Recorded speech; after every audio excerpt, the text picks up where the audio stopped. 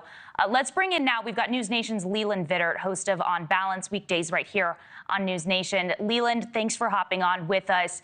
What do you make of the local and the federal response that we're seeing so far, sort of the differing views as to what happened here? Very telling, I think you can say. And I would just point anyone who wonders who's correct about this to a tweet from the Colorado governor, who is a very outspoken progressive Democrat. As the American Jewish community continues to reel from the horrific anti-Semitic murders in Washington, D.C., this is the words of the governor. It is unfathomable that the Jewish community is facing another terror attack here in Boulder on the eve of the Shavuot holiday, no less. He goes on. Several individuals were brutally attacked while peacefully marching to draw attention to the plight of the hostages in Gaza who have been held by Hamas terrorists in Gaza for 604 days. There is no question about what happened in Boulder.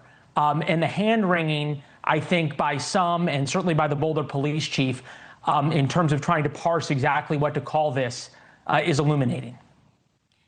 Where do you think that this pushes the national conversation about the war in Gaza, given the demonstrations we've already seen all over the country?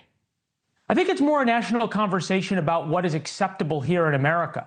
We had 2 Israeli diplomats murdered, assassinated, with a man shouting "Free Palestine." That is echoing the very same chants that are somehow allowed and coddled on American college campuses and are explained as, simply just people expressing their support for the Palestinian people, without acknowledging what it is, which is calling for the elimination of the Israeli state, of the Jewish state, and the murder of Jews. We're going to see what this person was screaming. Obviously, the governor of Colorado has a pretty good idea.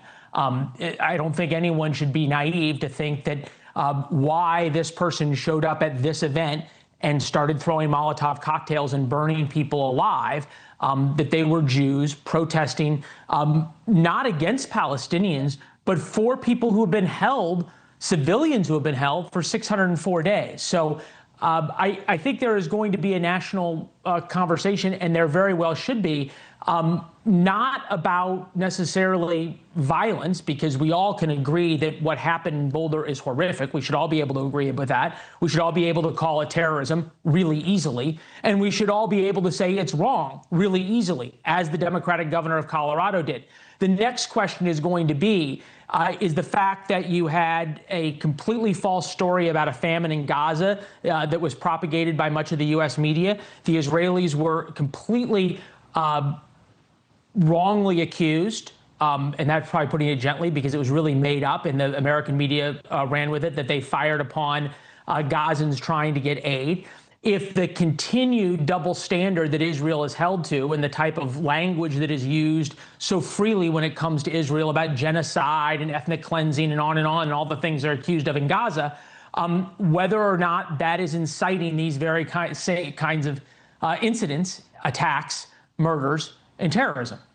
Leland, while you were talking, I want to pop back up this image that we just got online. I believe this is our first image of the possible suspect in this case. We see a man there on the ground in handcuffs.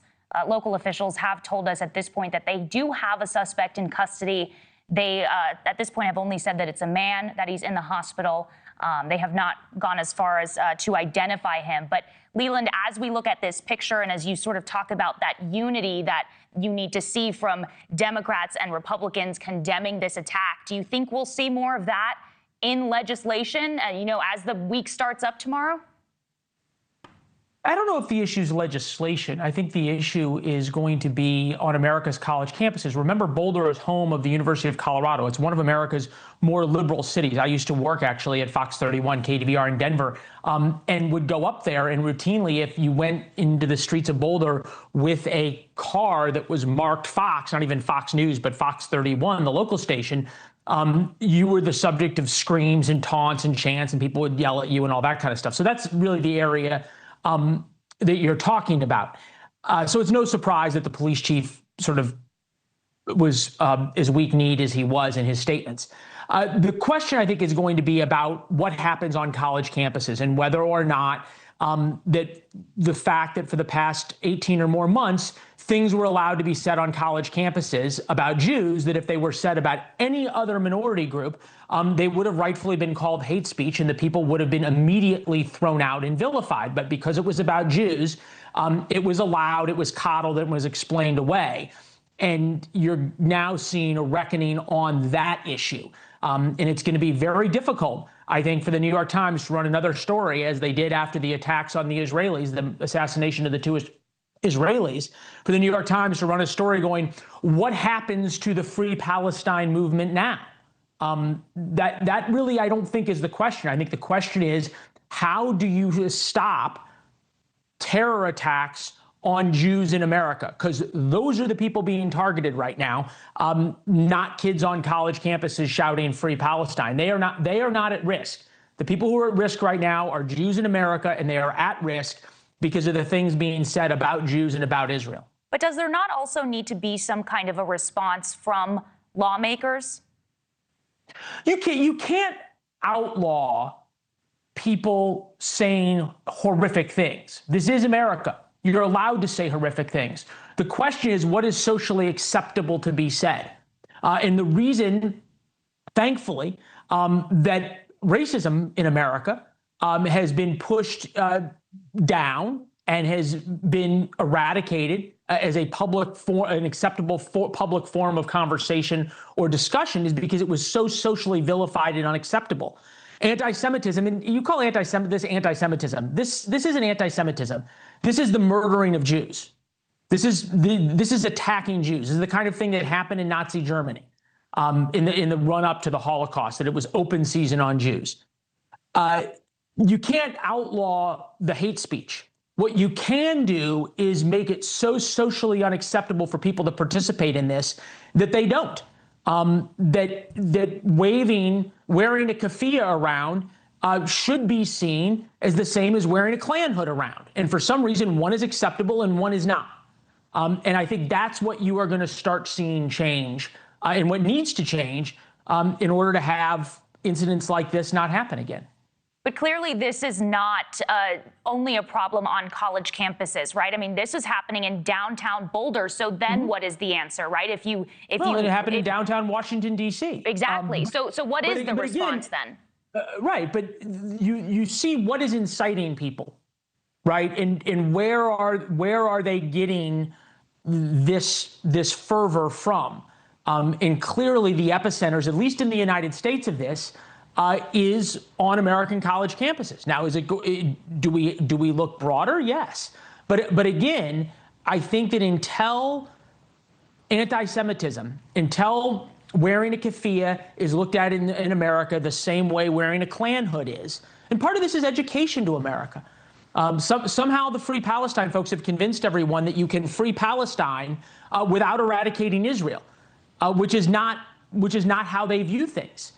They've somehow gotten us all to forget what from the river to the sea means. It means from the Jordan River to the Mediterranean Sea, wiping out Israel. And until the rest of America really understands that and understands what these chants mean, what people are talking about, and sure, you can have lots of legislation out there, but another part of it's going to be having places enforce it.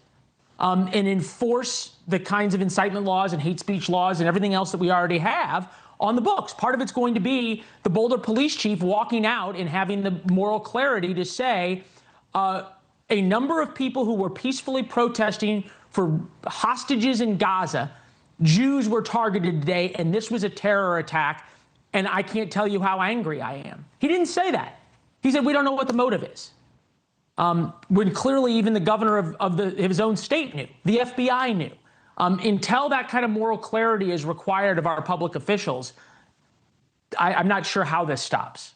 Okay. Leland Vittert, I have to leave it there. Thank you for watching. Subscribe below and download our NewsNation app right now on your phone, and you will get fact-based, unbiased news for all Americans.